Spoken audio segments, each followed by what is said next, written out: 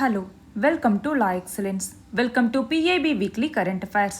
ఈ వీక్ మనం 29th March నుంచి 4th ఏప్రిల్ వరకు 92nd వీక్ కరెంట్ అఫైర్స్ గురించి డిస్కస్ చేసుకుందాం. ముందుగా ఈ వీక్ ఇంపార్టెంట్ ఆర్టికల్స్ ఏంటో చూద్దాం. ఒకటవది వచ్చేసి India Australia economic cooperation and trade agreement గురించి. రెండవది ఇండియా టర్క్మెనిస్తాన్ బైలేటరల్ మీటింగ్ గురించి. మూడవది 1 year కోటాకి సంబంధించి. నాలుగవది అగ్రికల్చర్లో మోడర్న్ టెక్నాలజీ అడాప్షన్కి సంబంధించి.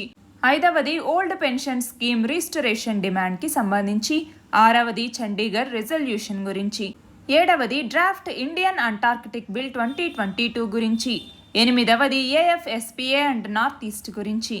తొమ్మిదవది జీనోమ్ ఎడిటింగ్ గురించి. పదవది ర్యాంప్ స్కీమ్ ఎంఎస్ఎంఈస్కి సంబంధించి ర్యాంప్ స్కీమ్ గురించి. 11వది 2 కొత్త జియోలాజికల్ హెరిటేజ్ సైట్స్ గురించి. 12వది ఫాస్టర్ డిజిటల్ ప్లాట్ఫామ్ గురించి. 13వది వరుణ 2022 ఎక్సర్సైజ్ గురించి. 14వది 5th బిమ్స్టెక్ సమ్మిట్ గురించి. 15వది వరల్డ్ ఎనర్జీ ట్రాన్సిషన్స్ అవుట్లుక్ 2022 గురించి. 16వది బమియన్ బుద్ధాస్కి సంబంధించి. 17వది Netra project and space junk గురించి.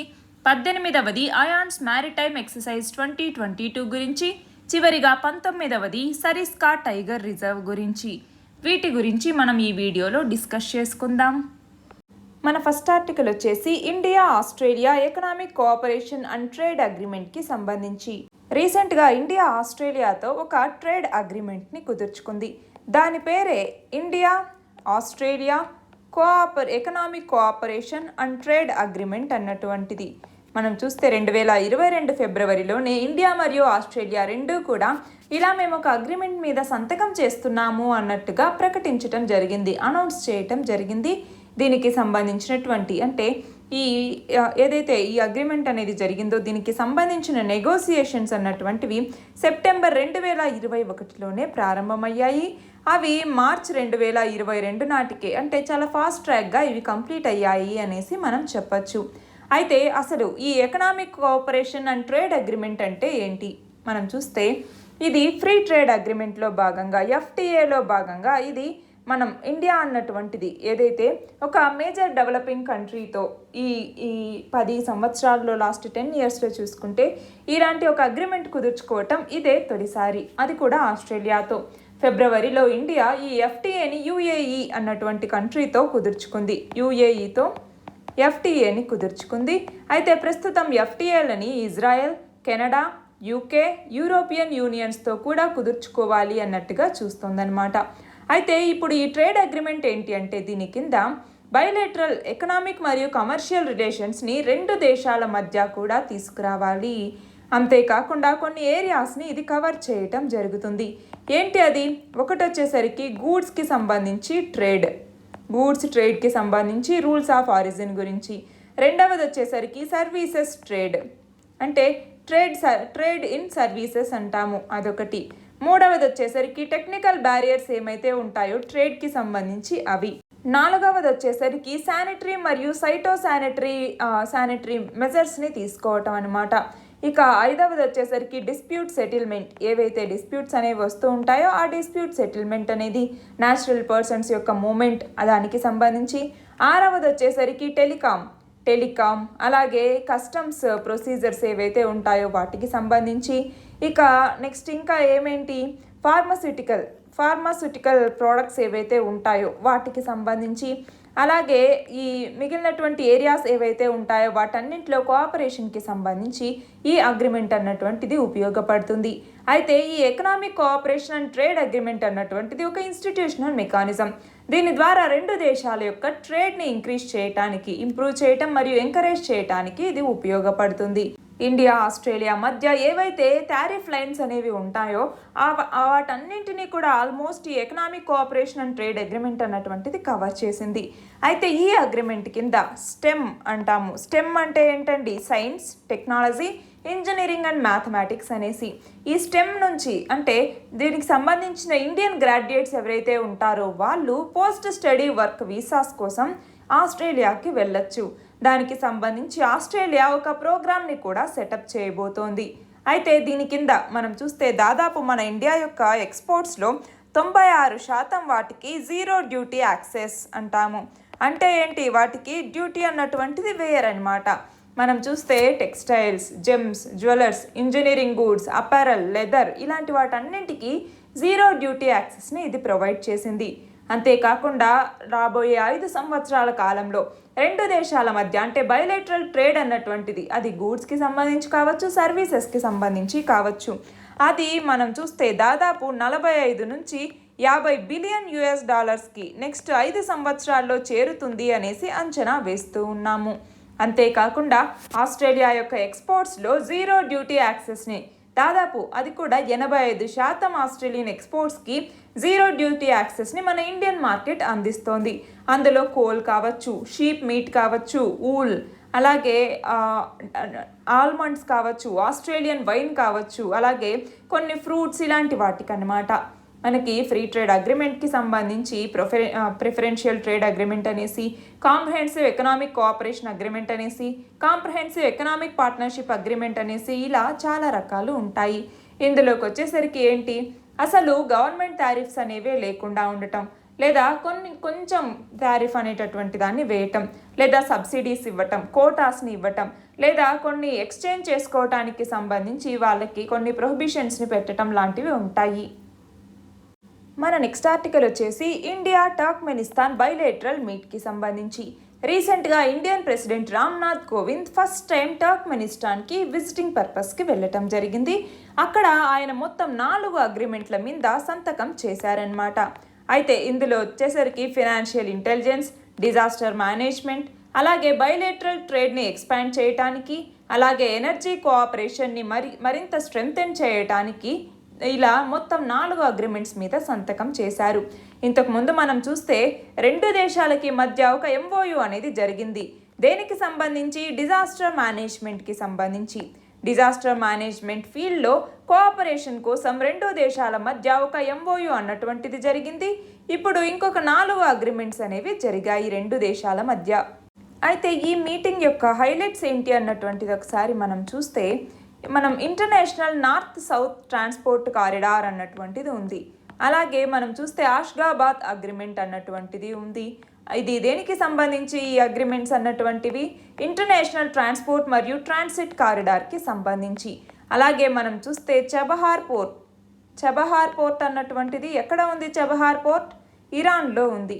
ఈ ఇరాన్లోని ఈ చబహార్ పోర్ట్ని ఇండియాకి మరియు సెంట్రల్ ఏషియాకి మధ్య ట్రేడ్ని ఇంప్రూవ్ చేసుకోవడం కోసం యూజ్ చేసుకోవాలి అన్నట్టుగా ఇక్కడ నిర్ణయించారు. అది మాత్రమే కాకుండా తాపీ పైప్ లైన్ ఏదైతే ఉందో, తాపీ అంటే టర్క్మెనిస్తాన్, ఆఫ్ఘనిస్తాన్, పాకిస్తాన్, ఇండియా, ఈ తాపీ పైప్ లైన్ గురించి కూడా డిస్కస్ చేయటం జరిగింది. దాంట్లో ఉన్నటువంటి ఇష్యూస్ ఏంటి, ఈ పైప్ లైన్ యొక్క సెక్యూరిటీని ఎలా మనం కాపాడుకోవాలి, దీనికి సంబంధించి టెక్నికల్ మరియు ఎక్స్పర్ట్ లెవెల్ మీటింగ్స్ ఏవైతే ఉంటాయో వాటిని అడ్రస్ చేయడానికి కావాల్సినటువంటి బిజినెస్ ప్రిన్సిపల్స్ ఏవైతే ఉంటాయో వాటి గురించి డిస్కస్ చేసుకున్నారు. అంతేకాకుండా డిజిటలైజేషన్ వైపుగా, అలాగే స్పేస్లో కూడా మ్యూచువల్ బెనిఫిట్ కోఆపరేషన్ ఉండాలి అన్నట్టుగా నిర్ణయించటం జరిగింది. అలాగే రెండు దేశాలు కూడా కోవిడ్-19 పాండమిక్ కోవిడ్-19 పాండమిక్ని ఎఫెక్టివ్గా దాన్ని మేనేజ్ చేయటం కోసం రెండు దేశాలు కోఆపరేషన్ అనేది ఉండాలి. అలాగే ఇండియా మరియు సెంట్రల్ ఏషియా సమ్మిట్లో రెండు దేశాలకి మధ్య కోఆపరేషన్ని మరింత ఎన్హాన్స్ చేయాలి అన్నట్టుగా నిర్ణయించుకున్నారు. అలాగే యునైటెడ్ నేషన్స్ సెక్యూరిటీ కౌన్సిల్లో UNSCలో ఇండియా యొక్క పర్మనెంట్ మెంబర్షిప్కి సంబంధించి టర్క్మెనిస్తాన్ అన్నటువంటిది మనకి సపోర్ట్ని ఇస్తుంది. దానికి సంబంధించి మనం థ్యాంక్స్ చెప్పటం జరిగింది. అలాగే ఆఫ్ఘనిస్తాన్కి సంబంధించిన రీజనల్ ఇష్యూస్ ఏవైతే ఉంటాయో వాటి మీద ఒక రీజనల్ కన్సెన్సస్ ఏదైతే ఉంటుందో దాన్ని షేర్ చేసుకోవటానికి రెండు దేశాలు కూడా అంగీకరించాయి. మనం చూస్తే టర్క్మెనిస్తాన్ అన్నటువంటిది సెంట్రల్ ఏషియాలో దానికి కనెక్టివిటీకి సంబంధించి కూడా చాలా స్ట్రాటజికల్ లొకేషన్లో ఉంది. అంటే టర్క్మెనిస్తాన్ అన్నటువంటిది మనకి చాలా ఇంపార్టెంట్ కూడా. టర్క్మెనిస్తాన్ చాలా న్యాచురల్ గ్యాస్ రిజర్వ్స్ని కలిగి ఉంది. మన నెక్స్ట్ ఆర్టికల్ వచ్చేసి సుప్రీంకోర్టు 1 year కోటాని స్ట్రైక్ డౌన్ చేసింది అన్నట్టుగా. మనం చూస్తే రీసెంట్గా తమిళనాడులోని వన్యాకుల క్షత్రియ కమ్యూనిటీ ఏదైతే ఉందో ఆ వన్యాకుల క్షత్రియ కమ్యూనిటీకి ఉన్నటువంటి 10.5% ఇంటర్నల్ రిజర్వేషన్ని సుప్రీంకోర్టు కొట్టివేయటం జరిగింది. దానికి సంబంధించిందే ఈ ఆర్టికల్. ఎందుకని సుప్రీంకోర్టు కొట్టివేసింది అంటే ఫండమెంటల్ రైట్స్ ఆఫ్ ఈక్వాలిటీని ఇది వైలేట్ చేస్తోంది. అలాగే ఈక్వల్ ఆపర్చునిటీ ఏదైతే ఉంటుందో దాన్ని ఇది వైలేట్ చేస్తుంది అన్నటువంటి ఉద్దేశంతో ఈ 10.5% ఇంటర్నల్ రిజర్వేషన్ని సుప్రీంకోర్టు కొట్టివేసింది. మనం చూస్తే తమిళనాడులో ఉన్నటువంటి డీనోటిఫైడ్ కమ్యూనిటీస్ లేదా డిఎన్సీస్ అంటాము. ఈ డిఎన్సీస్ అలాగే మోస్ట్ బ్యాక్వర్డ్ కమ్యూనిటీస్ అలా మొత్తం 115 ఉన్నాయి. వాళ్ళ యొక్క ఆపర్చునిటీని, వాళ్ళ యొక్క రైట్స్ ఆఫ్ ఈక్వాలిటీని, వాళ్ళకి సంబంధించి నాన్ డిస్క్రిమినేషన్ ఏదైతే ఉంటుందో వాటన్నింటినీ ఈ రిజర్వేషన్, ఈ ఇంటర్నల్ రిజర్వేషన్ అన్నటువంటిది వైలేట్ చేస్తోంది అన్నట్టుగా సుప్రీంకోర్టు తేల్చి చెప్పింది. అయితే తమిళనాడులోని total most backward classes quota వచ్చేసరికి 20% ఉంది. అందులోకి వచ్చేసరికి 10.5% ఈ వన్యాకుల క్షత్రియ కమ్యూనిటీకే వెళ్ళిపోతుంది. వన్యాకుల క్షత్రియ కమ్యూనిటీ మిగిలినటువంటి 9.5% మిగిలినటువంటి 115 కమ్యూనిటీస్కి ఇవ్వటం జరిగింది. అంటే 115 కమ్యూనిటీస్కి 9.5% ఇచ్చి ఒక్క వన్యాకుల క్షత్రియ కమ్యూనిటీకే 10.5% రిజర్వేషన్ ఇస్తే ఇది ఫండమెంటల్ రైట్స్ ఆఫ్ ఈక్వాలిటీని, అంటే ఇది డిస్క్రిమినేషనే కదా అన్నట్టుగా కోర్టుకు వెళ్ళారనమాట. ఆ కేసులో సుప్రీంకోర్టు అన్నటువంటిది దీన్ని కొట్టివేయటం జరిగింది. మనం చూస్తే మన కాన్స్టిట్యూషన్లోని 9th షెడ్యూల్ కింద రిజర్వేషన్స్ ఏవైతే ఉన్నాయో అందులో తమిళనాడుకు వచ్చేసరికి 69% రిజర్వేషన్ని కలిగి ఉంది. ఈ 69% బ్యాక్వర్డ్ క్లాసెస్లోకి వచ్చేసరికి క్రిస్టియన్స్, ముస్లిమ్స్ వచ్చేసరికి ఎవరు క్రిస్టియన్స్ అలాగే ముస్లిమ్స్ వీళ్ళకి 30% కమ్యూనిటీ ఉంది. మోస్ట్ బ్యాక్వర్డ్ క్లాసెస్కి వచ్చేసరికి 20% కమ్యూనిటీ ఉంది. షెడ్యూల్డ్ క్యాస్ట్కి వచ్చేసరికి 18%, అలాగే షెడ్యూల్డ్ ట్రైబ్స్కి వచ్చేసరికి 1% రిజర్వేషన్ ఉన్నటువంటిది తమిళనాడులో అందుబాటులో ఉంది. అయితే వన్యాకుల క్షత్రియ రిజర్వేషన్ని మనం చూస్తే most backward classes and denotified communities act 2021 కింద వాళ్ళకి రిజర్వేషన్ని కల్పించారు. అయితే మనం చూస్తే సెకండ్ తమిళనాడు బ్యాక్వర్డ్ కమిషన్ అన్నటువంటిది 1983 సంవత్సరంలో ఏం చెప్పింది, ఈ వన్యాకుల కమ్యూనిటీ పాపులేషన్ అన్నటువంటిది 13.01% ఉంది టోటల్ పాపులేషన్లో అన్నట్టుగా చెప్పటం జరిగిందనమాట. టోటల్ పాపులేషన్లో 13.1% ఈ వన్యాకుల క్షత్రియ కమ్యూనిటీ అన్నటువంటిది ఉంది. అయితే 13.10% ఉన్నటువంటి ఈ కమ్యూనిటీకి 10.5% రిజర్వేషన్ ఇస్తే ఎలాగా, దీనిని డిస్ప్రపోర్షనేట్ అని చెప్పకుండా ఎలా ఉంటాము అన్నట్టుగా చెప్తున్నారనమాట. మనకు చూస్తే 9th షెడ్యూల్ అన్నటువంటిది ఫస్ట్ అమెండ్మెంట్ అన్నట్టుగా మనం చెప్పచ్చు. మన రాజ్యాంగంలో ఫస్ట్ అమెండ్మెంట్లో ఈ 9th షెడ్యూల్లోనే మార్పులు చేశారు. ఎప్పుడు 1951 సంవత్సరంలో జవహర్లాల్ నెహ్రూ గవర్నమెంట్ దేనికి ల్యాండ్ రిఫార్మ్ లాస్ ఏవైతే ఉన్నాయో వాటిని ప్రొటెక్ట్ చేయటం కోసం దీన్ని తీసుకొచ్చారు. అప్పుడే ఆర్టికల్ 31B అన్నటువంటి దాన్ని కూడా యాడ్ చేశారు. ఆర్టికల్ 31B అన్నటువంటిది ఏంటి, 9th షెడ్యూల్లో దీన్ని తీసుకురావటం జరిగింది. దీని కింద ఏంటి, గవర్నమెంట్ తీసుకొచ్చేటటువంటి ఏవైతే ఈ చట్టాలు ఉన్నాయో, ల్యాండ్ రిఫార్మ్స్ ఉన్నాయో వాటిని కోర్టులో ప్రశ్నించడానికి వీల్లేదు అన్నట్టుగా చెప్పటం జరిగిందనమాట. అయితే దీని కింద చాలా లాస్ ఈ షెడ్యూల్ కింద ప్రొటెక్ట్ చేయబడినా కూడా అది కూడా అగ్రికల్చర్, ల్యాండ్ ఇష్యూస్ కావచ్చు. అయితే ఈ లిస్ట్లో కొన్ని అదర్ సబ్జెక్ట్స్ కూడా ఉన్నాయి. అయితే ఆర్టికల్ 31B అన్నటువంటి దాన్ని జ్యుడిషియల్ రివ్యూ నుంచి ఎక్స్క్లూడ్ చేశారు. అంటే ఏంటి, ఈ ఆర్టికల్ 31B కింద ఏం యాడ్ చేసినా అది కోర్టు పరిధిలోకి రావు అన్నట్టుగా. కానీ దాని తర్వాత సుప్రీంకోర్టు అన్నటువంటిది లేదు, ఇది కూడా మా పరిధిలోకి వస్తుంది అన్నట్టుగా చెప్పటం జరిగింది. కానీ అది ఎప్పుడైతే ఫండమెంటల్ రైట్స్ కానీ లేదా కాన్స్టిట్యూషన్ యొక్క బేసిక్ స్ట్రక్చర్ కానీ వైలేట్ అవుతుందో అప్పుడు ఆ 9th షెడ్యూల్లో ఆర్టికల్ 31B కింద ఉన్నటువంటి వాటిని కూడా చూసే బాధ్యత మాకు ఉంది అన్నట్టుగా కోర్టు తేల్చి చెప్పింది. మన నెక్స్ట్ ఆర్టికల్ వచ్చేసి అగ్రికల్చర్లో మోడర్న్ టెక్నాలజీకి సంబంధించి రీసెంట్గా union minister of agriculture and farmers welfare రాజ్యసభకి ఒక రిటర్న్ ఆన్సర్ని ఇవ్వటం జరిగింది. దాని కింద అగ్రికల్చర్లో టెక్నాలజీని అడాప్ట్ చేసుకొని గవర్నమెంట్ ఏమేమి ఇనిషియేటివ్స్ తీసుకొచ్చింది అన్నట్లుగా చెప్పటం జరిగింది. మనం చూస్తే 2021 సంవత్సరంలో ministry of agriculture and farmers welfare అన్నటువంటిది India digital ecosystem of agriculture అన్నటువంటి ఒక కన్సల్టేషన్ పేపర్ని రిలీజ్ చేయటం జరిగింది. అయితే మన దేశంలో ఈ మోడర్న్ టెక్నాలజీని మనం అడాప్ట్ చేసుకోవాలి అంటే దాని అడాప్షన్కి సంబంధించి మనకి వేరియస్ ఫ్యాక్టర్స్ అనేవి ఉన్నాయి. ఏంటి అవి, ఒకటి వచ్చేసరికి సోషియో ఎకనామిక్ కండిషన్స్, రెండవది జాగ్రఫికల్ కండిషన్స్, మూడవది క్రాప్కి సంబంధించి, నాలుగవది ఇరిగేషన్ ఫెసిలిటీస్కి సంబంధించి, అలాగే ఐదవది వచ్చేసరికి ఫినాన్స్కి సంబంధించి. టెక్నాలజీని తీసుకోవాలి అంటే, ఏదైనా కొనాలి అంటే దానికి ఫినాన్స్ అనేది కావాలి కదా అండి, అలా అన్నమాట.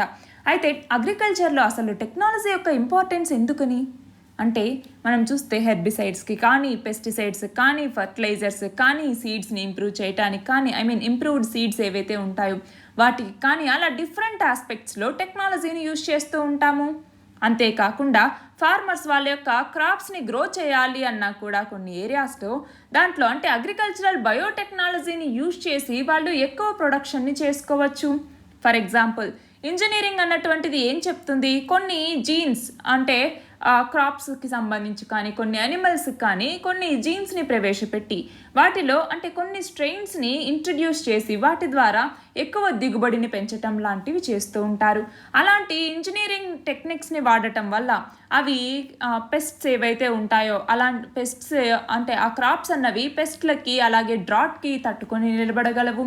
అలాగే టెక్నాలజీ వల్ల ఫార్మర్స్ వాళ్ళు ప్రొడక్షన్ని ఇంప్రూవ్ చేయటానికి, ఆ ఎఫిషియన్సీని ఇంప్రూవ్ చేయటానికి పనికొస్తుంది. అంతేకాకుండా ఎలా ఇది బెనిఫిషియల్, ఒకటి వచ్చేసరికి ఇది అగ్రికల్చరల్ ప్రొడక్టివిటీ ఎలా బెనిఫిట్స్ అనేదానికి దీనికి చెప్తామన్నమాట. ఒకటి, అగ్రికల్చరల్ ప్రొడక్టివిటీని పెంచడానికి ఉపయోగపడుతుంది.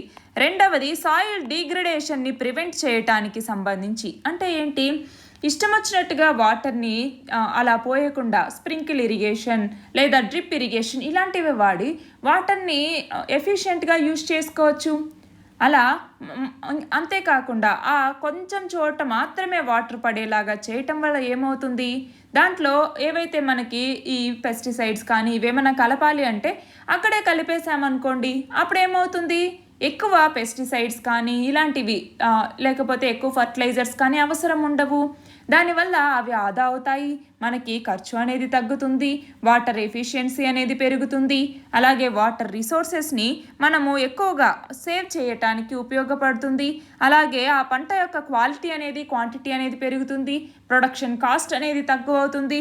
అలాగే ఫార్మర్స్ యొక్క దానివల్ల మనీ అనేది వాళ్ళకి వస్తుంది, దానివల్ల వాళ్ళ యొక్క సోషియో ఎకనామిక్ స్టేటస్ అన్నటువంటిది పెరుగుతుంది. అయితే ఈ బెనిఫిట్స్ అనేవి ఉన్నాయి, ఓకే. ఛాలెంజెస్ ఏమేమి ఉన్నాయి, ఒకటి వచ్చేసరికి ఎడ్యుకేషనల్ మరియు ట్రైనింగ్ రిలేటెడ్ ఛాలెంజెస్ అనేవి ఉన్నాయి. ఏమేమి ఉన్నాయి ఎడ్యుకేషనల్ రిలేటెడ్ ఛాలెంజెస్ అంటే, ఒకటి వచ్చేసరికి నాలెడ్జ్ లేకపోవటం, రెండు సరిగ్గా స్కిల్స్ లేకపోవటం, మూడవది ఇంప్రూవ్డ్ స్కిల్స్ అనేవి సరిగ్గా లేకపోవటం, రెండవది వచ్చేసరికి ఇన్ఫ్రాస్ట్రక్చర్కి సంబంధించి ప్రాబ్లమ్స్ అనేవి ఉన్నాయి. ఏమున్నాయి, ఒకటి తక్కువ ఇన్ఫ్రాస్ట్రక్చర్ ఉండటం, రెండవది స్టోరేజ్ ఫెసిలిటీస్ లేకపోవటం, మూడవది ట్రాన్స్పోర్ట్కి సంబంధించిన ప్రాబ్లమ్స్ అనేవి ఉన్నాయి. ఇక మూడవది వచ్చేసరికి ఎకనామిక్ ఇష్యూస్ ఉన్నాయి. ఎకనామిక్ మరియు పాలసీ ఇష్యూస్ అనేవి ఉన్నాయి. ఏమేమి ఇష్యూస్ ఉన్నాయి, ఒకటి మనీ లేకపోవటం, రెండవది క్రెడిట్ యాక్సెస్ అనేది వాళ్ళకి సరిగ్గా లేకపోవటం, మూడు బ్యాంక్ లోన్స్ అనేవి సరిగ్గా ఇవ్వకపోవటం. ఇవి ఇంకా ఏమేమి ఛాలెంజెస్ ఉన్నాయి, నాలుగవది వచ్చేసరికి క్లైమేట్ ఛాలెంజెస్ ఎన్విరాన్మెంటల్ ఛాలెంజెస్ అనేసి పిలుస్తాము. ఏంటి, ఒకటి వచ్చేసరికి సాయిల్ సరిగ్గా లేకపోవటం, సాయిల్ ఫర్టిలిటీ సరిగ్గా లేకపోవటం, రెయిన్ఫాల్ అన్నటువంటిది సరిగ్గా రాకపోవటం, ఇంకా ఫ్లడ్స్, అలాగే ఫ్రాస్ట్, హెయిల్ స్టార్మ్స్ కానీ ఇలాంటి ఏవైతే న్యాచురల్ డిజాస్టర్స్ ఉంటాయో అలాంటివి రావటం. ఇక నెక్స్ట్ కేటగిరీ వచ్చేసరికి సైకోసోషల్ ఇష్యూస్ అనేసి పిలుస్తూ ఉంటాము. ఏంటి సైకోసోషల్ ఇష్యూస్ అంటే, ఒకటి వర్కర్స్కి అగ్రికల్చర్ మీద ఇంట్రెస్ట్ లేకపోవటం, రెండవది ఫార్మ్ వర్క్స్ ఏవైతే ఉంటాయో వాటిని సెల్ఫ్ రిలయంట్ వర్క్స్గా ప్రిఫర్ చేయకపోవటం, మూడవది ఫార్మ్ జాబ్స్ అన్నటువంటిది టైం కన్స్యూమింగ్. సో దీనివైపుగా ఎక్కువ మంది మొగ్గు చూపట్లేదు. కానీ మనం చూస్తే ఎక్కువ మంది అగ్రికల్చర్లోనే ఉంటూ ఉన్నారు. అయితే అగ్రికల్చర్లో ఇలా మోడర్న్ టెక్నాలజీని యూజ్ చేయటం కోసం గవర్నమెంట్ కొన్ని స్టెప్స్ తీసుకోవటం జరిగింది. అవి ఏంటి, ఒకటి వచ్చేసరికి అగ్రి స్టాక్ అన్నటువంటి దాన్ని తీసుకొచ్చింది. ఏంటి agri stock ministry of agriculture and farmers welfare అన్నటువంటిది టెక్నాలజీ బేస్డ్ ఇంటర్వెన్షన్ని అగ్రికల్చర్లో తీసుకురావటం కోసం ఈ అగ్రి స్టాక్ అన్నటువంటి దాన్ని తీసుకొచ్చింది. రెండవది వచ్చేసరికి డిజిటల్ అగ్రికల్చరల్ మిషన్ అన్నటువంటి దాన్ని 2021లో ప్రారంభించారు.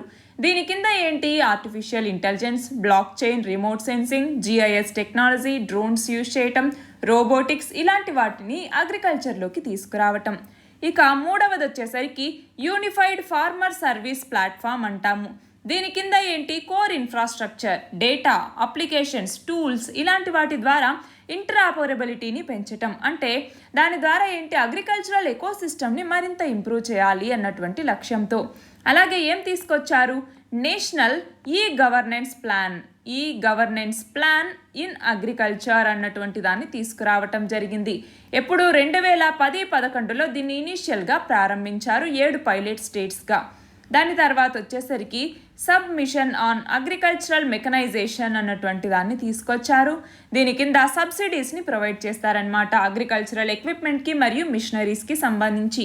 ఇంకా ఏమేమి ఇనిషియేటివ్స్ని తీసుకొచ్చారు, కిసాన్ సెల్ సెంటర్స్ అనేసి, కిసాన్ సువిధ యాప్ అనేసి, అలాగే అగ్రి మార్కెట్ యాప్ అనేసి, సాయిల్ హెల్త్ కార్డ్ స్కీమ్ అనేసి ఇలా చాలా ఇనిషియేటివ్స్ని గవర్నమెంట్ తీసుకురావటం జరిగింది. నెక్స్ట్ వచ్చేసరికి ఓల్డ్ పెన్షన్ స్కీమ్. అంటే చాలా స్టేట్స్ అన్నటువంటివి ప్రస్తుతం నేషనల్ పేమెంట్ సిస్టమ్ ఏదైతే ఉందో దానిని మళ్ళీ అంటే ఓల్డ్ పెన్షన్ స్కీమ్ని తీసుకురండి, దాన్ని రీస్టోర్ చేయండి అన్నట్టుగా డిమాండ్ చేస్తూ ఉన్నాయి. రాజస్థాన్ అన్నటువంటిది ఓల్డ్ పెన్షన్ స్కీమ్ని నెక్స్ట్ ఫినాన్షియల్ ఇయర్ నుంచి తీసుకొస్తాము అన్నట్టుగా చెప్పటం జరిగింది. ఛత్తీస్గఢ్ కూడా దీనిని ఫాలో అవుతుంది అన్నట్టుగా చెప్తాము. అలాగే కేరళ, ఆంధ్రప్రదేశ్, అస్సాం ఇవి కూడా ఓల్డ్ పెన్షన్ స్కీమ్కి సంబంధించి కమిటీస్ని కూడా ఫామ్ చేయటం జరిగింది.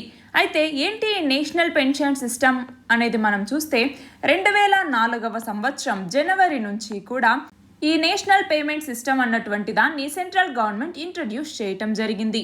అయితే 2018-19వ సంవత్సరంలో ఈ ఎన్పిఎస్ ఏదైతే ఉందో దీనిని మరింత అట్రాక్టివ్గా చేయటం కోసం యూనియన్ క్యాబినెట్ దీంట్లో కొన్ని చేంజెస్ని తీసుకురావటం జరిగిందనమాట. అయితే దీని ద్వారా ఏమైంది, పెన్షన్ లయబిలిటీస్ ఏవైతే ఉంటాయో వాటికి సంబంధించి అంటే గవర్నమెంట్ అన్నట్టు కొత్త రిపోర్ట్ ప్రకారం చూస్తే మనము ఎర్లీ 2000స్లో ఇండియా యొక్క పెన్షన్ డెట్ అన్నటువంటిది అన్కంట్రోలబుల్ లెవెల్స్లో ఉండేది. అయితే ఎన్పిఎస్ని ఇంట్రడ్యూస్ చేసిన తర్వాత central civil services pension rules 1972 అన్నటువంటి దాన్ని అమెండ్ చేశారు.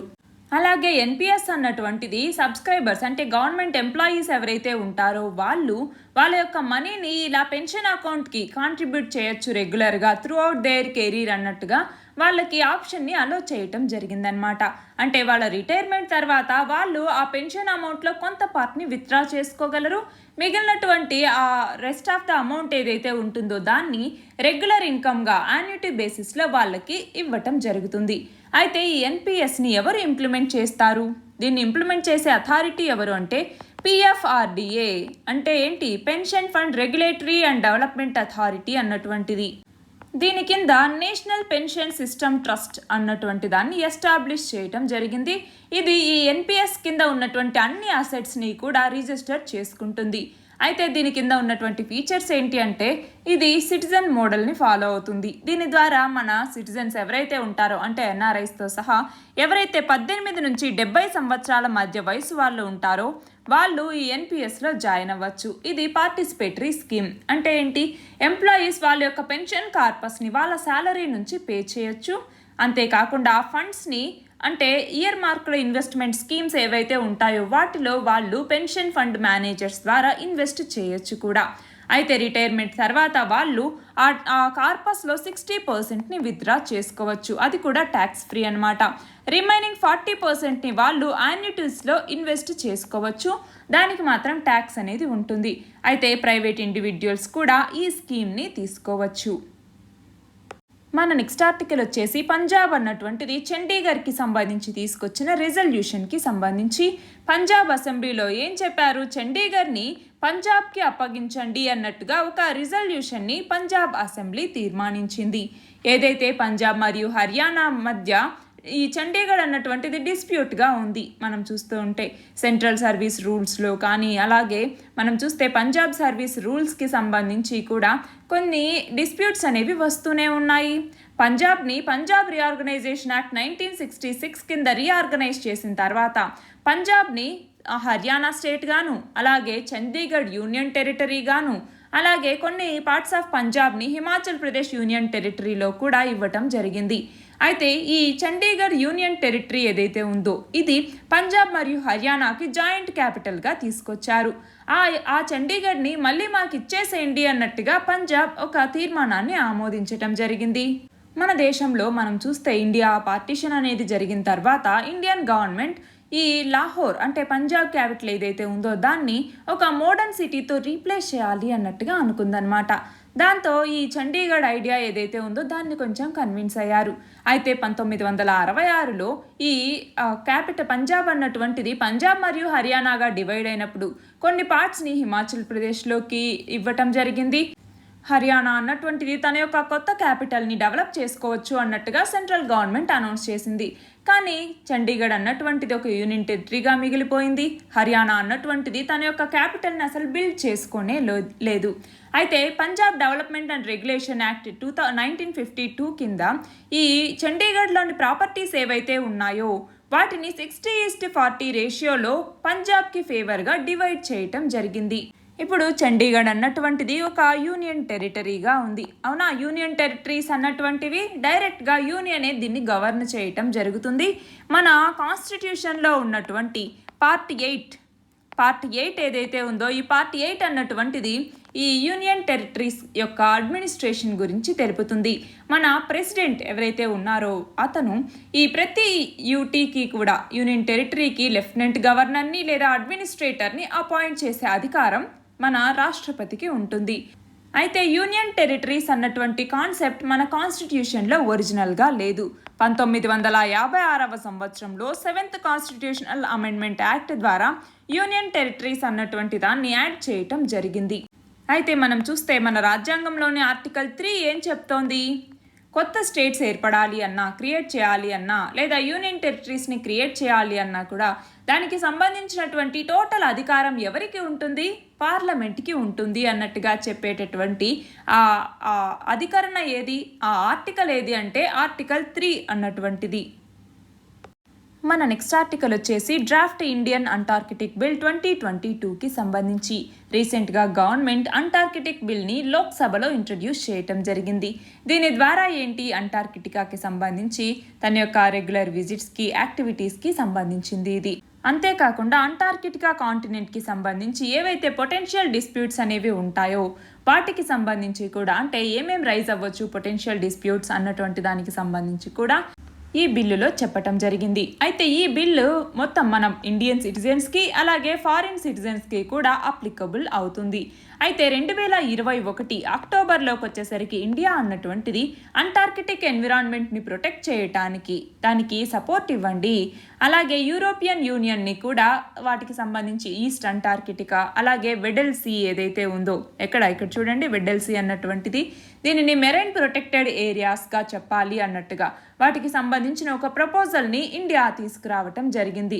ఇంతకుముందు మనం చూస్తే అంటార్కిటికాలో 100 కిలోమీటర్ల లాంగ్ బాడీ ఐస్ అనేటటువంటిది ఉండేది. అయితే ఇది ఏమైంది, ర్యాపిడ్గా మెల్ట్ అవుతూ వచ్చింది. దానిని ఇంతకుముందు గ్లాస్గో అన్నటువంటి పేరుని దానికి పెట్టడం జరిగింది. అయితే గ్లాస్గో క్లైమేట్ సమ్మిట్ జరిగిన తర్వాత ఆ ఐస్ బాడీకి గ్లాస్గో అన్నటువంటి పేరుని పెట్టారనమాట. అయితే ఈ బిల్లో ఉన్నటువంటి ప్రొవిజన్స్ ఏంటి అన్నటువంటిది మనం చూడాలి. ఏమేం ప్రొవిజన్స్ ఉన్నాయి ఇందులో? ఒకటి, ఈ విజిటింగ్ ఏదైతే ఉంటుందో ఆ విజిటింగ్ని రెగ్యులేట్ చేయాలి అన్నట్టుగా, అంటే పర్మిట్స్ని స్ట్రిక్ట్గా వాటికి సంబంధించి గైడ్ లైన్స్ తీసుకురావాలి అనేసి. రెండవది వచ్చేసరికి అక్కడ ఉన్నటువంటి మినరల్ రిసోర్సెస్ ఏవైతే ఉన్నాయో ఆ మినరల్ రిసోర్సెస్ని ప్రొటెక్ట్ చేయాలి, అంటే అక్కడ డ్రిల్లింగ్ కానీ డ్రెడ్జింగ్ కానీ ఎక్స్కవేషన్ కానీ అలాగే మినరల్ రిసోర్సెస్ కలెక్షన్ కానీ వీటిని ప్రొహిబిట్ చేయాలి అన్నట్టుగా, ఓన్లీ సైంటిఫిక్ రీసెర్చ్కి మాత్రమే అక్కడ పర్మిషన్ ఇవ్వాలి అన్నట్టుగా చెప్తుంది. ఇక మూడవది వచ్చేసరికి అక్కడ ఉన్నటువంటి నేటివ్ ప్లాంట్స్ ఏదైతే ఉంటాయో ఆ నేటివ్ ప్లాంట్స్ని ప్రొటెక్ట్ చేయాలి. అంటే ఏంటి, అక్కడ హెలికాప్టర్స్ ల్యాండ్ అవ్వటం కానీ వెజల్స్ ఆపరేషన్ కానీ ఇలాంటివి చేపట్టడం వల్ల అక్కడ ఉన్నటువంటి బర్డ్స్కి, అక్కడ ఉన్న సీల్స్ ఏవైతే ఉంటాయో వాటి వల్ల ఏమవుతుంది, డిస్టర్బెన్స్ అనేది వస్తుంది. అక్కడ ఏదైనా సాయిల్ కానీ బయలాజికల్ మెటీరియల్ కానీ ఏదైతే అంటార్కిటికాకి నేటివ్గా ఉంటుందో దానిని రిమూవ్ చేయకూడదు. అక్కడ ఎలాంటి యాక్టివిటీ అన్నటువంటి దానివల్ల బర్డ్స్కి మరియు యానిమల్స్కి హామ్ అనేది తలపెట్టకూడదు అన్నట్టుగా ఈ బిల్ చెప్తోంది. ఇక నాలుగవది వచ్చేసరికి ఏం చెప్తోంది, ఏదైతే అంటార్కిటికాలో బర్డ్స్ అనేవి ఉంటాయో ఆ బర్డ్స్ కాకుండా బయట నుంచి బర్డ్స్ని ఇంట్రడ్యూస్ చేయకూడదు, బర్డ్స్ యొక్క ఇంట్రొడక్షన్ అనేటువంటిది అక్కడ జరగకూడదు అన్నట్టుగా ఈ బిల్ చెప్తోంది. ఇక అంటే ఏంటి, యానిమల్స్ కానీ బర్డ్స్ కానీ ప్లాంట్స్ కానీ మైక్రోస్కోపిక్ ఆర్గానిజమ్స్ కానీ ఏవైతే అంటార్కిటికాకి నేటివ్గా ఉండవో అలాంటి వాటిని ప్రవేశపెట్టద్దు, దాన్ని వైలేట్ చేసే వాళ్ళకి ఇంప్రిజన్మెంట్ని ఇవ్వటం అలాగే పెనాల్టీస్ని ఇవ్వటం లాంటివి చేయాలి.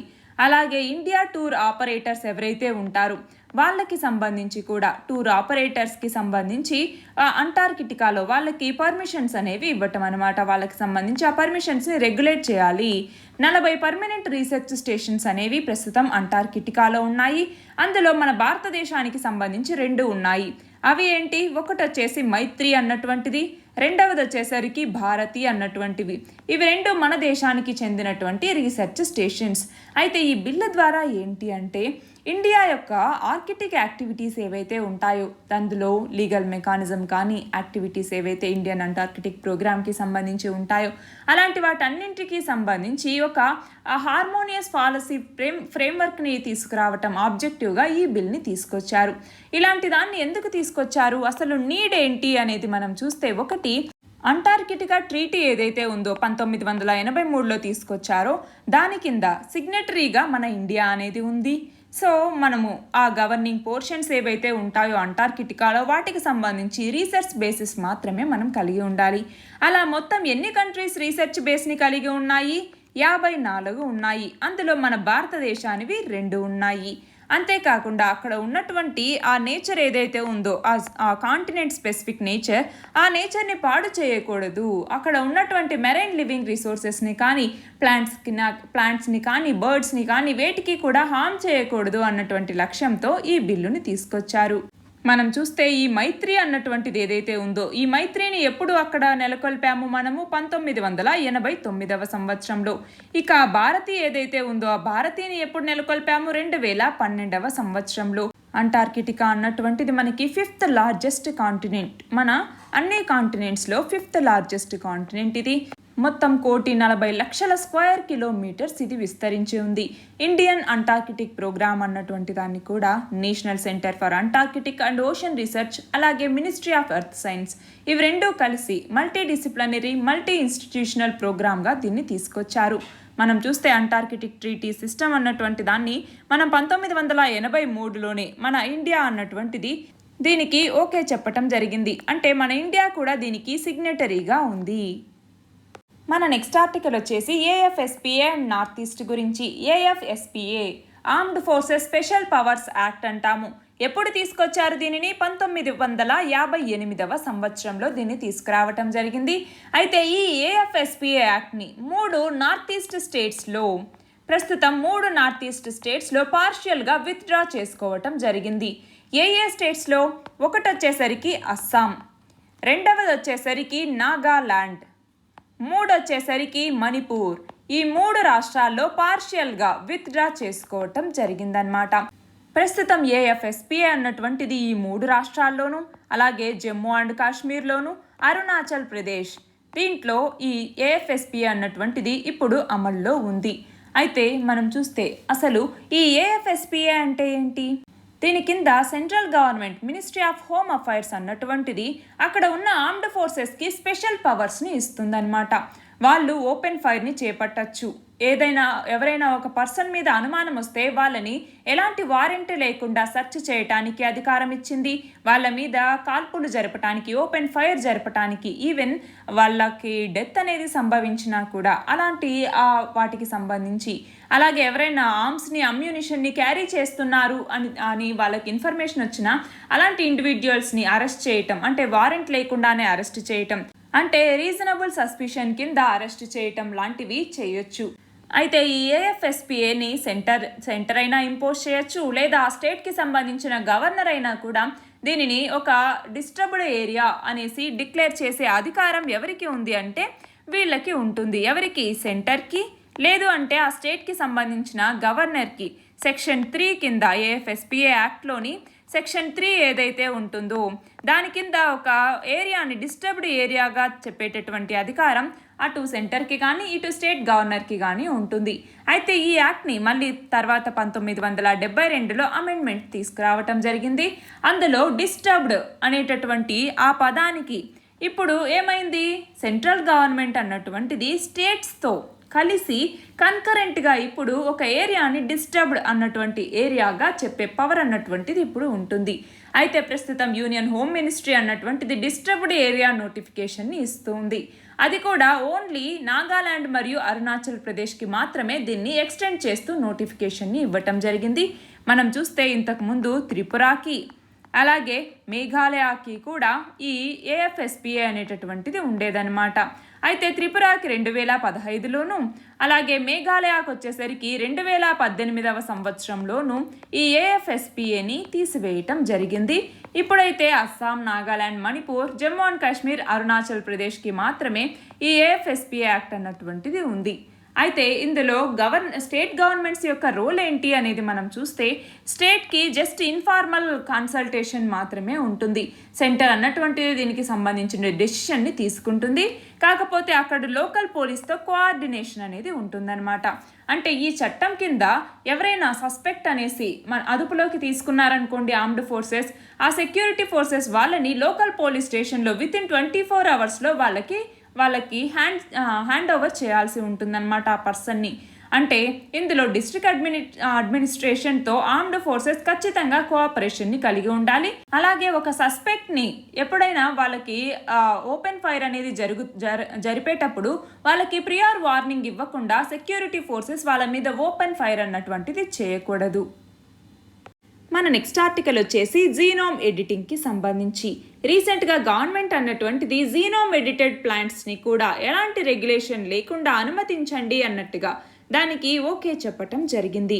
అయితే దీనికి సంబంధించి జెనెటిక్ ఇంజనీరింగ్ అప్రైజల్ కమిటీ అనేటటువంటిది ఉంటుంది. ఇది ఏం చెప్పింది, దీనివల్ల ఎలాంటి హామ్ లేదు అన్నట్టుగా చెప్పటం జరిగింది. దాంతో సెంట్రల్ గవర్నమెంట్ దీనికి పర్మిషన్ అనేది ఇచ్చిందనమాట.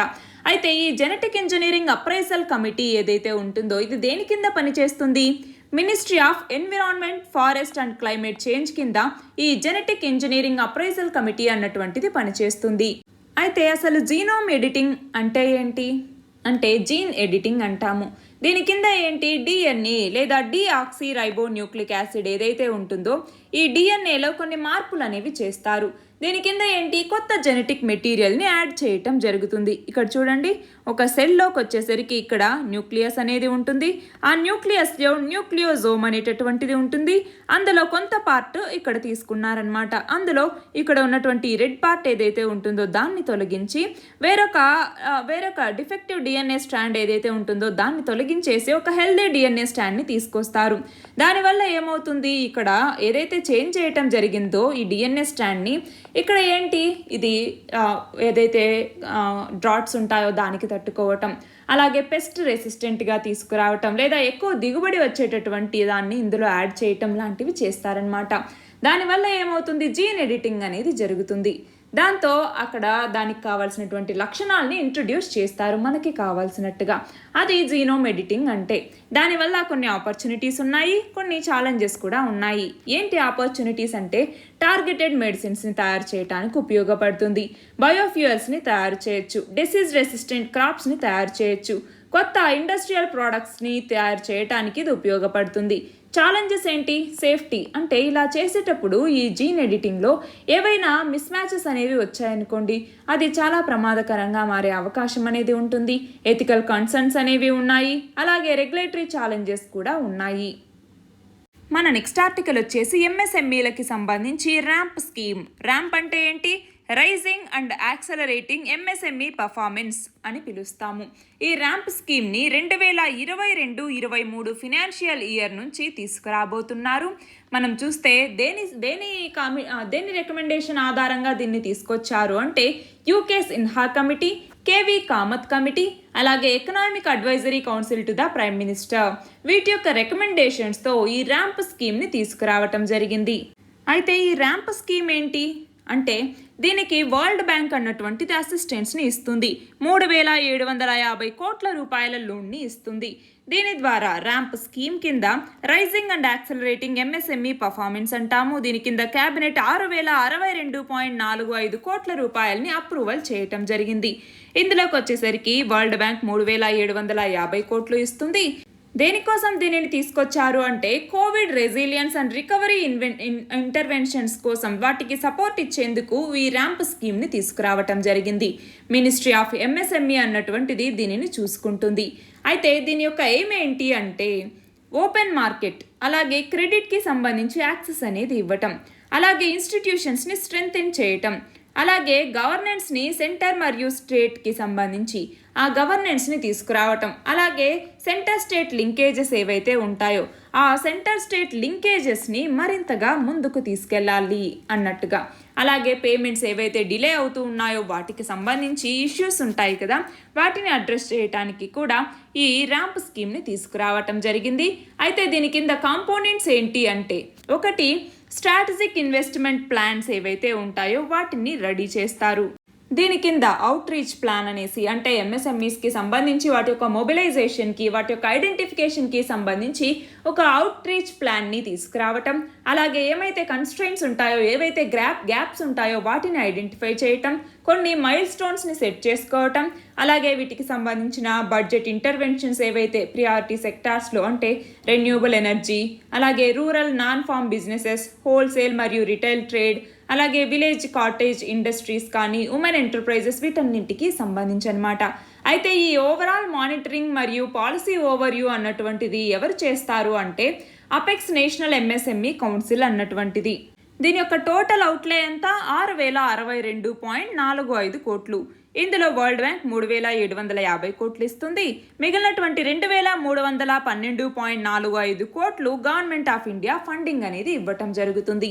దీని యొక్క ఇంప్లిమెంటేషన్ స్ట్రాటజీ ఏంటి? డిస్బర్స్మెంట్ లింక్డ్ ఇండికేటర్స్ అనేవి ఇందులో ఉంటాయి. అయితే ఈ డిస్బర్స్మెంట్ లింక్డ్ ఇండికేటర్స్లో ఏమేమి ఉంటాయి అంటే నేషనల్ ఎంఎస్ఎంఈ రిఫార్మ్ అజెండాని ఇంప్లిమెంట్ చేయటం, అలాగే ఎంఎస్ఎంఈ సెక్టార్కి సంబంధించి సెంటర్ స్టేట్ కొలాబరేషన్ని యాక్సలరేట్ చేయటం, అలాగే ఈ ఎన్హాన్స్డ్ ఎఫెక్టివ్నెస్ అంటాము అంటే టెక్నాలజీ అప్గ్రేడేషన్ స్కీమ్ అనమాట, అలాగే ఫినాన్స్ మార్కెట్ ఏదైతే ఉంటుందో వాటిని స్ట్రెంగ్తెన్ చేయటం, అలాగే క్రెడిట్ గ్యారంటీ ట్రస్ట్కి సంబంధించి మైక్రో అండ్ స్మాల్ ఎంటర్ప్రైజెస్కి వాటిలో ఎఫెక్టివ్నెస్ని ఎన్హాన్స్ చేయటం, అలాగే ఈ డిలేడ్ పేమెంట్స్ ఏవైతే ఉంటాయో ఆ ఇన్సిడెంట్స్ని రెడ్యూస్ చేయటం లాంటివి. అయితే దీనికి సంబంధించి దీని కింద డైరెక్ట్లీ మరియు ఇండైరెక్ట్లీ 63 మిలియన్ ఎంఎస్ఎంఈస్ దీని ద్వారా బెనిఫిట్ పొందుతాయి అనేసి అంచనా. అంతేకాకుండా ఎన్హాన్స్డ్ పర్ఫార్మెన్స్కి సంబంధించి 5.55 లక్షల ఎంఎస్ఎంఈస్ స్పెసిఫిక్గా టార్గెట్ చేయబడ్డాయి. మన నెక్స్ట్ ఆర్టికల్ వచ్చేసి 2 కొత్త జియోలాజికల్ హెరిటేజ్ సైట్స్కి సంబంధించి. రీసెంట్గా జియోలాజికల్ సర్వే ఆఫ్ ఇండియా అన్నటువంటిది 2 జియోలాజికల్ హెరిటేజ్ సైట్స్ని ఐడెంటిఫై చేసింది. అది కూడా ఇండియన్ హిమాలయన్ రీజియన్లో. అది వచ్చేసరికి శివాలిక్ ఫాసిల్ పార్క్ ఎక్కడ ఉంది? హిమాచల్ ప్రదేశ్లో ఉంది. రెండవది వచ్చేసరికి stromatolite bearing dolomite limestone of Buxa formation ఎక్కడ ఉంది? సిక్కింలో ఉంది. ఈ రెండింటిని ఇప్పుడు జియోలాజికల్ సర్వే ఆఫ్ ఇండియా గుర్తించింది. అయితే ఈ 2 సైట్స్ని కూడా గుర్తించటంతో మొత్తం 34 జియోలాజికల్ హెరిటేజ్ సైట్స్ అన్నటువంటివి మన భారతదేశంలో ప్రస్తుతం ఉన్నాయి. అయితే ముందు ఈ జియోలాజికల్ సర్వే ఆఫ్ ఇండియా కొన్ని జియోలాజికల్ సైట్స్ని నార్త్ ఈస్ట్లో కూడా గుర్తించటం జరిగింది, అంటే జియో టూరిజంని ప్రమోట్ చేయటంలో భాగంగా. అయితే ఇప్పుడు ఈ శివాలిక్ ఫాజిల్ పార్క్ ఏదైతే ఉందో హిమాచల్ ప్రదేశ్లో, ఇందులో ఏంటి అక్కడ వర్టెబ్రేట్ ఫాజిల్స్ అన్నమాట, శివాలిక్ రాక్స్ నుంచి దీన్ని తీసుకొచ్చారు. ఇవి ప్లిస్టోసీన్ ఏజ్ అంటే దాదాపు 2.6 మిలియన్స్ నుంచి 11,700 ఇయర్స్ అగో మధ్య ఉండేటటువంటి ఆ ఏజ్లో ఈ శివాలిక్ సెడిమెంట్స్ అనేవి దొరికాయన్నమాట. అలాగే సిక్కింలో ఉన్నటువంటి ఈ స్ట్రోమటోలైట్ బియరింగ్ డోలమైట్ అలాగే లైమ్ స్టోన్ ఏదైతే బొక్సా ఫార్మేషన్ అన్నటువంటి ఉందో ఇది ప్రోటరోజాయిక్ ఏజ్కి సంబంధించింది. అంటే 2.5 బిలియన్ ఇయర్స్ నుంచి 541 మిలియన్ ఇయర్స్ అగో ఏర్పడినటువంటిది అనమాట. అయితే మన దేశంలో జియోలాజికల్ హెరిటేజ్ సైట్స్ లేదా నేషనల్ జియోలాజికల్ మాన్యుమెంట్స్ ఏమేమి ఉన్నాయి అన్నట్లుగా మనం గుర్తుపెట్టుకోవాలి. ఇందాక చూసాం ఎన్ని, మొత్తం 34 ఉన్నాయి. అందులో ఆంధ్రప్రదేశ్ నుంచి అలాగే తెలంగాణ నుంచి ఏమేమి ఉన్నాయి అనేసి చూసుకోవాలి. తెలంగాణ నుంచి ఇందులో ఒక్కటి కూడా లేదు. ఆంధ్రప్రదేశ్ నుంచి ఏమేమి ఉన్నాయి? ఒకటి మంగంపేటలో ఉన్నటువంటి వాల్కనోజెనిక్ బెడెడ్ బైరైట్స్ అన్నటువంటివి. రెండవది వచ్చేసరికి చిత్తూరు డిస్ట్రిక్ట్లో ఉన్నటువంటి ఎపార్చియన్ అన్కన్ఫార్మిటీ అన్నటువంటిది. మూడవది చిత్తూరు డిస్టిక్లోని తిరుమల హిల్స్లో ఉన్న న్యాచురల్ జియోలాజికల్ ఆర్చ్ అన్నటువంటిది. ఇక నాలుగవది వచ్చేసరికి ఎర్రమట్టి దిబ్బలు అన్నటువంటి విశాఖపట్నం మరియు భీమునిపట్నం మధ్య రెడ్ సెడిమెంట్ మౌంట్స్ ఏవైతే ఉన్నాయో అవి అన్నమాట. అవి ఈ లిస్ట్లో ఉన్నాయి. మన నెక్స్ట్ ఆర్టికల్ వచ్చేసి ఫాస్టర్ అనే డిజిటల్ ప్లాట్ఫామ్కి సంబంధించి. రీసెంట్గా chief justice of India NV Ramana ఈ ఫాస్టర్ అనేటటువంటి డిజిటల్ ప్లాట్ఫామ్ని లాంచ్ చేయటం జరిగింది. ఫాస్టర్ అంటే fast and secure transmission of electronic records అంటాము. అంతేకాకుండా సుప్రీంకోర్టు ఇంతకు ముందు టెక్నాలజీని ఇన్వాల్వ్ చేస్తూ ఆర్టిఫిషియల్ ఇంటెలిజెన్స్ బేస్డ్ పోర్టల్ అయినటువంటి సుపేస్ అన్నటువంటి దాన్ని, అలాగే ఈ కోర్స్ మిషన్ మోడ్ ప్రాజెక్ట్ అన్నటువంటి దాన్ని పాన్ ఇండియా ప్రాజెక్ట్గా తీసుకురావటం జరిగింది. సరే, అసలు ఈ ఫాస్టర్ డిజిటల్ ప్రోగ్రామ్ అంటే ఏంటి అంటే ఆర్డర్స్ ఏవైతే ఉంటాయో సుప్రీంకోర్టు ఆర్డర్స్ అవి కానీ, అలాగే స్టే ఆర్డర్స్ ఏవైతే ఉంటాయో ఆ స్టే ఆర్డర్స్ కానీ, అలాగే బెయిల్ ఆర్డర్స్ ఏవైతే ఉంటాయో అవి కానీ, అవి ఫాస్ట్గా రీచ్ అవ్వటం కోసం సుప్రీంకోర్టు నుంచి అథారిటీస్కి అంటే కన్సర్న్డ్ అథారిటీస్ ఎవరైతే ఉంటారో వాళ్ళకి ఫాస్ట్గా రీచ్ అవ్వాలి అన్నటువంటి ఉద్దేశంతో ఈ ఫాస్టర్ అనేటటువంటి డిజిటల్ ప్లాట్ఫామ్ ఎలక్ట్రానిక్ కమ్యూనికేషన్ ఛానల్ని తీసుకురావటం జరిగింది. దీని ద్వారా ఏంటి మనం చూస్తే దాదాపు అంటే ఒక కోర్టు కేసుకి సంబంధించి ఒక ఆర్డర్ అనేది ఇచ్చారనుకోండి, దానివల్ల ఆ ఆర్డర్స్ యొక్క కమ్యూనికేషన్ అనేది సరిగ్గా లేక డిలే అవ్వటం వల్ల ఏమవుతుంది, ఆ మనుషులకి ఆ ఆర్డర్ బెయిల్ ఆర్డర్ కానీ స్టే ఆర్డర్ కానీ ఏదన్నా ఇచ్చారు, అది లేట్ అయిపోతుంది. దానివల్ల వాళ్ళకి నష్టమే కదా. అలా కమ్యూనికేషన్ టెక్నాలజీని ఉపయోగించుకొని ఈ కమ్యూనికేషన్లో ఉన్నటువంటి డిలే ఏదైతే ఉందో దానిని తగ్గించాలి అన్నటువంటి లక్ష్యంతో, అంటే టైమ్లీ రిలీజ్ అనేది ఉండాలి దీనికి సంబంధించి, అంటే అండర్ ట్రయల్స్లో ఉన్నటువంటి వాళ్ళు ఎక్కువ రోజులు వేచి చూడకుండా అలాంటి వాళ్ళకి అంటే ఈ ఆర్డర్స్ అన్నవి త్వరగా ఆ కన్సర్న్డ్ అథారిటీస్కి వెళ్ళాలి అన్నటువంటి లక్ష్యంతో దీన్ని తీసుకురావటం జరిగింది. అంతేకాకుండా ఈ పర్సన్కి సంబంధించి వాళ్ళ యొక్క లిబర్టీ అలాగే వాళ్ళ యొక్క డిగ్నిటీ ఆఫ్ లైఫ్ అన్నటువంటిది చాలా ఇంపార్టెంట్. అలాంటి ఫండమెంటల్ రైట్స్ని ప్రొటెక్ట్ చేయాలి, ఈ డిలే ఏదైతే ఉందో దాన్ని తగ్గించాలి అన్నటువంటి లక్ష్యంతో ఈ ఫాస్టర్ అన్నటువంటి డిజిటల్ ప్లాట్ఫామ్ని లాంచ్ చేశారు. నెక్స్ట్ వచ్చేసి వరుణ 2022. వరుణ అన్నటువంటిది ఏంటి? రీసెంట్గా 20th edition of India and French navy bilateral exercise అయినటువంటి వరుణ అన్నటువంటి దాన్ని ఇటీవల అరేబియన్ సీలో కండక్ట్ చేయటం జరిగింది. ఇండియా ఫ్రాన్స్ స్ట్రాటజిక్ బైలేటరల్ రిలేషన్షిప్లో ఇది ఒక వైటల్ పార్ట్గా మనం చెప్తూ ఉంటాము. అయితే ఇండియన్ మరియు ఫ్రెంచ్ నేవీస్ అన్నటువంటిది ఈ బైలేటరల్ మ్యారిటైమ్ ఎక్సర్సైజెస్ని 1993వ సంవత్సరం నుంచి నిర్వహిస్తూ వస్తూ ఉన్నాయి. అయితే ఈ ఎక్సర్సైజ్కి వరుణ అని పేరు పెట్టింది ఎప్పుడు అంటే 2001వ సంవత్సరంలో. ఇది యాన్యువల్ ఎక్సర్సైజ్, అంటే ప్రతి సంవత్సరం జరుగుతుంది. దీని కింద ఏంటి, పార్ట్నర్ నేవీస్ ఏవైతే ఉన్నాయో వాళ్ళతో ఆ వాల్యూస్ని షేర్ చేసుకోవటం అనేది జరుగుతుంది. అలాగే ఈ సముద్రాల యొక్క ఫ్రీడమ్ని ఎన్ష్యూర్ చేసేలాగా, అలాగే ఓపెన్ మరియు ఇంక్లూజివ్ ఇండో పసిఫిక్ని, అలాగే రూల్స్ బేస్డ్ ఇంటర్నేషనల్ ఆర్డర్ని తీసుకురావాలన్నటువంటి లక్ష్యంతో ఈ వరుణ అన్నటువంటి ఎక్సర్సైజ్ని జరుపుతూ ఉన్నారు. అయితే ఇండో ఫ్రెంచ్ జాయింట్ ఎక్సర్సైజెస్ ఇంకా ఏమున్నాయి, ఎయిర్ ఫోర్స్కి సంబంధించి గరుడ అన్నటువంటిది, అలాగే డెజర్ట్ నైట్ 21 అన్నటువంటిది, ఆర్మీకి సంబంధించి శక్తి అన్నటువంటి ఎక్సర్సైజెస్ మన రెండు దేశాల మధ్య జరుగుతాయి. మన నెక్స్ట్ ఆర్టికల్ వచ్చేసి 5th బిమ్స్టెక్ సమ్మిట్కి సంబంధించి. బిమ్స్టెక్ అంటే ఏంటి? Bay of Bengal initiative for multi sectoral technical and economic cooperation అంటాము. ఈ బిమ్స్టెక్ గ్రూపింగ్ యొక్క 5th సమ్మిట్ అన్నటువంటిది రీసెంట్గా ఎక్కడ జరిగింది అంటే దీన్ని హోస్ట్ చేసింది ఎవరు అంటే శ్రీలంక అన్నటువంటిది దీన్ని హోస్ట్ చేయటం జరిగింది. మన ప్రధాని నరేంద్ర మోదీ కూడా ఇందులో వర్చువల్గా పాల్గొన్నారు. అయితే బిమ్స్టెక్లో ఎన్ని దేశాలు ఉన్నాయి? 1 Bangladesh, 2 Bhutan, 3 India, 4 Myanmar, 5 Nepal, 6 Sri Lanka, 7 Thailand. మొత్తం 7 దేశాలు ఇందులో భాగంగా ఉన్నాయి. అయితే ఈ బిమ్స్టెక్ అన్నటువంటి ఈ సమ్మిట్లో ప్రస్తుతం జరిగినటువంటి దీంట్లో హైలైట్స్ ఏంటి అన్నటువంటిది మనం చూడాలి. ఏంటి దీంట్లో ఉన్న హైలైట్స్ అంటే బిమ్స్టెక్ చార్టర్ అన్నటువంటి దాన్ని అన్ని దేశాలు కూడా ఆమోదించటం జరిగింది.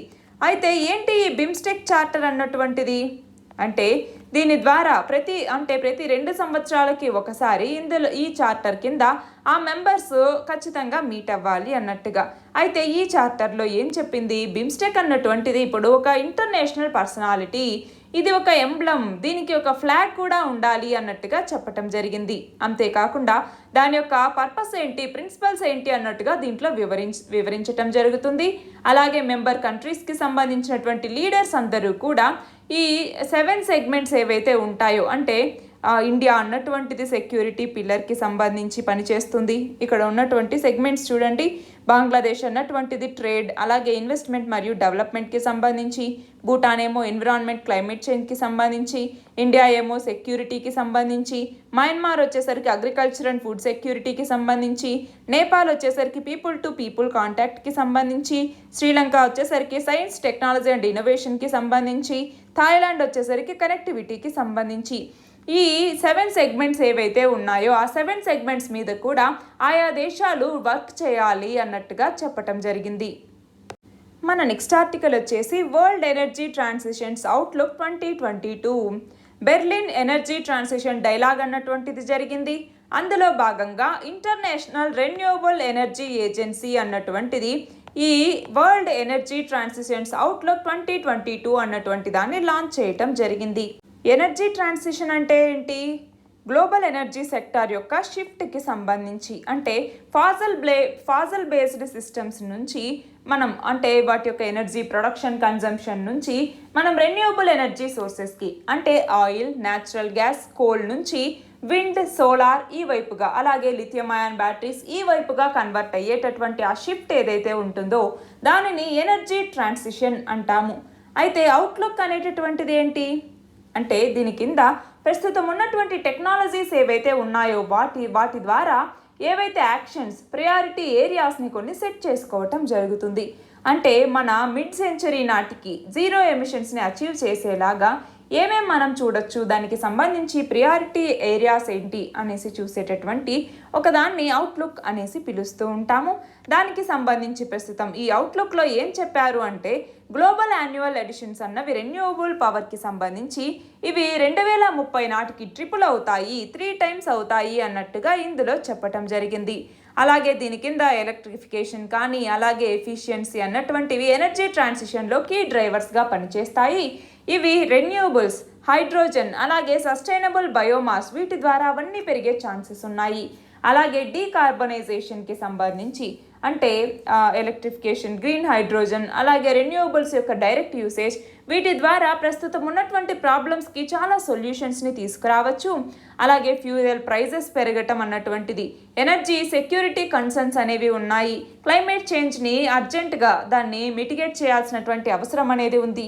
దీని ద్వారా అంటే వీటి వల్ల వచ్చే స్ట్రెస్ వల్ల మనము క్లీన్ ఎనర్జీ సిస్టమ్ వైపుగా మరింత త్వరగా మనం మూవ్ అవుతాము అన్నట్టుగా ఇందులో చెప్పటం జరిగింది.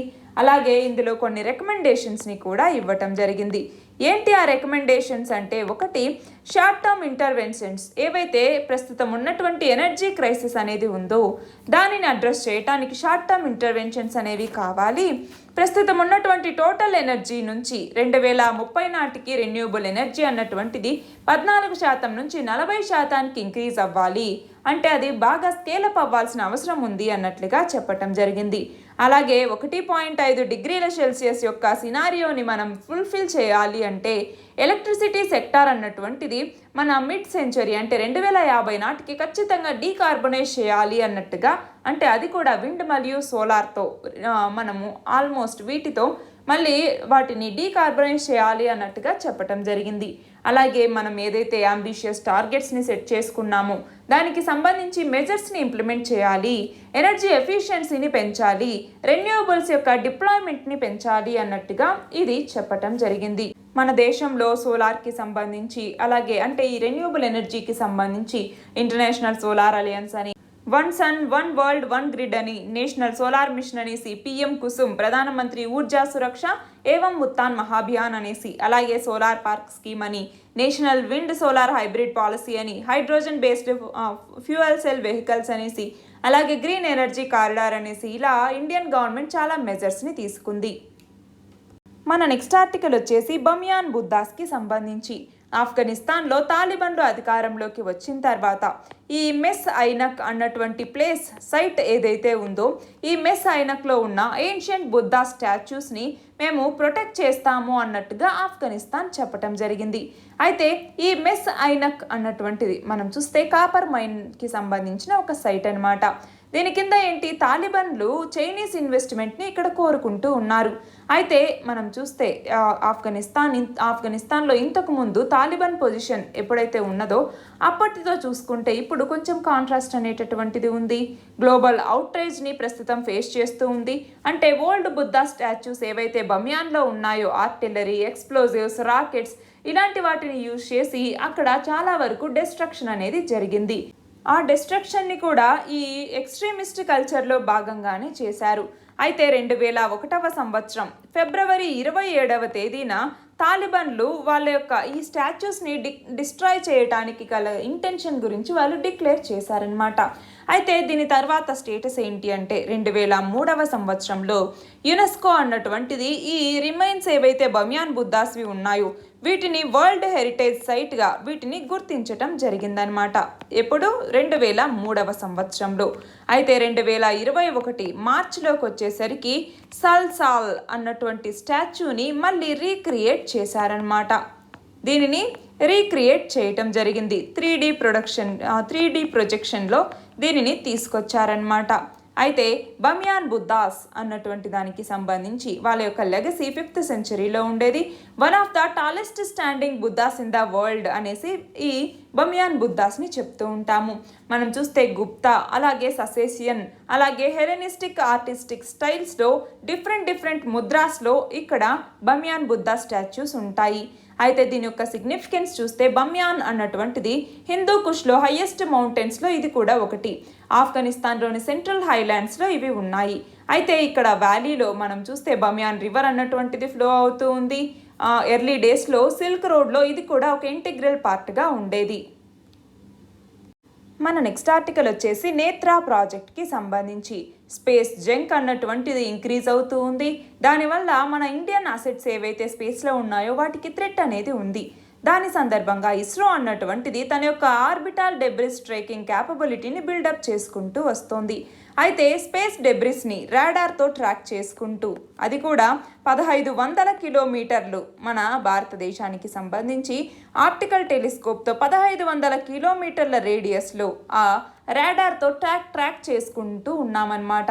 దానికి సంబంధించి ఒక సర్వైలెన్స్ మరియు ట్రాకింగ్ నెట్వర్క్ని నేత్రా ప్రాజెక్ట్ కింద మనం ఎస్టాబ్లిష్ చేశాము. నేత్రా అంటే network for space objects tracking and analysis అంటాము. ఈ నేత్రా ప్రాజెక్ట్ కింద ఈ సర్వైలెన్స్కి సంబంధించి ఎఫెక్టివ్గా సర్వైలెన్స్ని చేపట్టడానికి మనము ఈ నెట్వర్క్ని ఎస్టాబ్లిష్ చేసుకున్నామన్నమాట. అయితే స్పేస్ జంక్ అంటే ఏంటి అంటే మనం ఏదైతే రాకెట్స్ని పంపుతామో ఆ రాకెట్ వివిధ స్టేజెస్లో విడిపోతూ ఉంటుంది. అలాగే డెడ్ శాటిలైట్స్ ఏవైతే ఉంటాయో, అలాగే స్పేస్ ఆబ్జెక్ట్స్కి సంబంధించిన ఫ్రాగ్మెంట్స్, అలాగే యాంటీ శాటిలైట్ సిస్టమ్స్కి సంబంధించినటువంటి డెబ్రిస్ ఇదంతా కూడా స్పేస్లో ఉండిపోతుంది. అది అలా ఫాస్ట్గా అంటే నిమిషానికి ఇన్ని వేల మైళ్ళ స్పీడ్తో తిరుగుతూ ఉన్నప్పుడు మన ఆబ్జెక్ట్ ఏదన్నా అంటే మన శాటిలైట్ ఏదన్నా వెళ్తూ ఉంది, దానికి తగిలిందనుకోండి, ఆల్రెడీ వర్కింగ్లో ఉన్నటువంటి దాన్ని ఆ స్పేస్ డెబ్రిస్ అన్నటువంటిది ఆ డెబ్రిస్ వచ్చి దీన్ని వర్కింగ్లో ఉన్నటువంటి దాన్ని కూడా డెస్ట్రాయ్ చేసేటటువంటి ఆ ప్రమాదం అనేది ఉంది. అంటే ఇది మన యొక్క ఆపరేషనల్ శాటిలైట్స్కి ఒక పొటెన్షియల్ హజార్డ్ని కలిగించవచ్చు. ఆ ఉద్దేశంతోనే నేత్రా ప్రాజెక్ట్ కింద మనం ఒక ఎఫిషియెంట్ సర్వేలెన్స్ నెట్వర్క్ని తీసుకురావటం జరిగింది. మన నెక్స్ట్ ఆర్టికల్ వచ్చేసి IONS మ్యారిటైమ్ ఎక్సర్సైజ్కి సంబంధించి ఇండియన్ ఓషన్ నేవల్ సింపోజియం అంటాము. దీనికి సంబంధించి మ్యారిటైమ్ ఎక్సర్సైజ్ 2020 లేదా ఐమెక్స్ అనేసి దీన్నే పిలుస్తాము. ఈ ఐమెక్స్ 2022 అన్నటువంటిది అరేబియన్ సీలో గోవాలో కండక్ట్ చేయటం జరిగిందనమాట. అయితే ఈ ఎక్సర్సైజ్లో మొత్తం 25 మెంబర్ నేషన్స్ అన్నటువంటివి IONSలో ఉన్నాయి. 25 మెంబర్ నేషన్స్ ఉన్నాయి. ఈ 25 మెంబర్ నేషన్స్లో 15 ఈ ఎక్సర్సైజ్లో పార్టిసిపేట్ చేయటం జరిగింది. ఈ ఎక్సర్సైజ్ యొక్క ఎయిమ్ ఏంటి అంటే దీని ద్వారా మన యొక్క మెంబర్ నేవీస్ ఏవైతే ఉన్నాయో వాటన్నింటిలో కూడా ఈ డిజాస్టర్ రిలీఫ్ ఆపరేషన్స్ అలాగే హ్యుమానిటేరియన్ అసిస్టెన్స్ వీటికి సంబంధించి ఇంటరాపరబిలిటీని ఎన్హాన్స్ చేయాలి అన్నటువంటి లక్ష్యంతో ఈ ఐమెక్స్ ని కండక్ట్ చేయటం జరిగింది. అయితే ఈ ఐఓఎన్ఎస్ ఇండియన్ ఓషన్ నేవల్ సింపోజియం ఏదైతే ఉందో ఇది ఒక వాలంటరీ ఇనిషియేటివ్ అన్నమాట. మన ఇండియన్ ఓషన్ రీజియన్ కి సంబంధించి లిటోరల్ స్టేట్స్ ఏవైతే ఉన్నాయో వాటిలో అన్ని నేవీస్లో కొలాబరేషన్ కోసం ఈ ఐఓఎన్ఎస్ అన్నటువంటి దాన్ని తీసుకురావటం జరిగింది. మొత్తం 36 లిటోరల్ స్టేట్స్ అనేవి మన ఇండియన్ ఓషన్లో ఉన్నాయి, అంటే జాగ్రఫికల్గా. అందులో south Asian, west Asian, east African, అలాగే సౌత్ ఈస్ట్ ఏషియన్ మరియు ఆస్ట్రేలియన్ లిటోరల్స్ అనేవి ఉన్నాయి. అందులో 25 దేశాలు ఈ ఐఓఎన్ఎస్లో మెంబర్స్గా ఉన్నాయి. అందులో 15 ఇప్పుడు ఈ ఎక్సర్సైజ్లో పాల్గొన్నాయి. ఇవాంటి మన లాస్ట్ ఆర్టికల్ వచ్చేసి సరిస్కా టైగర్ రిజర్వ్కి సంబంధించి. సరిస్కా టైగర్ రిజర్వ్ ఎక్కడ ఉంది? రాజస్థాన్లో ఉంది. రాజస్థాన్లోని సరిస్కా టైగర్ రిజర్వ్లో ఒక వైల్డ్ ఫైర్ అన్నటువంటిది, మ్యాసివ్ ఫైర్ అన్నటువంటిది జరిగింది. ఈ ఫైర్ స్ప్రెడ్లో దాదాపు మనం చూస్తే 10 స్క్వేర్ కిలోమీటర్ల ఫారెస్ట్ అన్నటువంటిది తగలబడిపోయింది.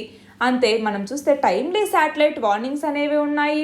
Real time mobile application based fire response system అనేది ఉన్నా కూడా 10 స్క్వేర్ కిలోమీటర్ల ఫారెస్ట్ అనేటటువంటిది డిస్ట్రాయ్ అయింది.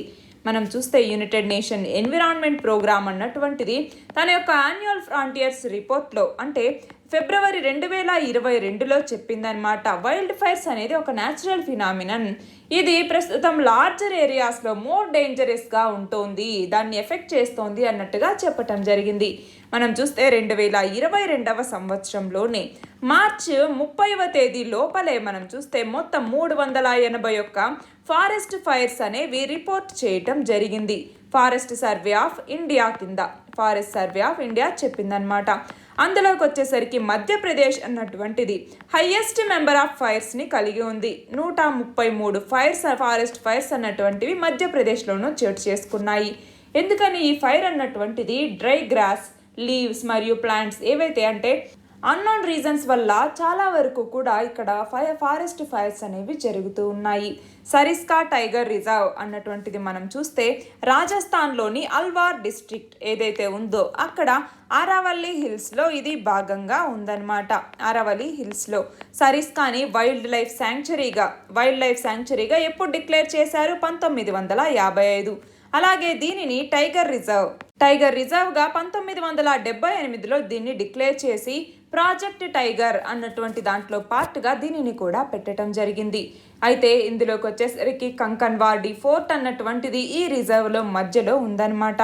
ఇక్కడికి వచ్చేసరికి చాలా ఫ్లోరా అండ్ ఫానా ఉంది. ఫేమస్ రాయల్ బెంగాల్ టైగర్ ఇక్కడ ప్రెజెంట్ అయి ఉంది. అలాగే లెపర్డ్స్, అలాగే నిల్గాయ్, సాంబార్, చీతాల్ ఇలాంటివన్నీ పార్క్లో ఉన్నాయి. మనం చూస్తే మిగిలినటువంటి ప్రొటెక్టెడ్ ఏరియాస్ చూస్తే డెజర్ట్ నేషనల్ పార్క్ అనేటటువంటిది, అలాగే మౌంట్ అబో అన్నటువంటిది ఉంది, రణతంబోర్ నేషనల్ పార్క్ అన్నటువంటిది, కేలాడియో నేషనల్ పార్క్, అలాగే భరత్పూర్ వైల్డ్ లైఫ్ శాంక్చురీ, అలాగే రామ్గర్ విషాదారి వైల్డ్ లైఫ్ శాంక్చురీ అన్నటువంటిది ఉంది, అలాగే జజ్నేర్ వైల్డ్ లైఫ్ శాంక్చురీ అన్నటువంటిది ఉంది, రణతంబోర్, రామ్సాగర్, ధరా ఇవన్నీ ఉన్నాయన్నమాట.